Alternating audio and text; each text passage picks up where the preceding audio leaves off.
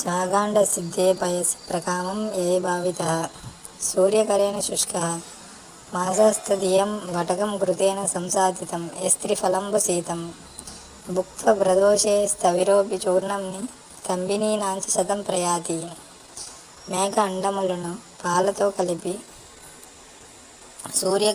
కిరణములలో ఎండించి దీనిని మినుములు నెయ్యి కలిపి త్రిఫల కషాయంతో భావన చేసి రాత్రి అందు పాలతో సేవించిన వీర్యవృద్ధి కలిగి 100 మంది స్త్రీలతో రమించే శక్తి కలుగును.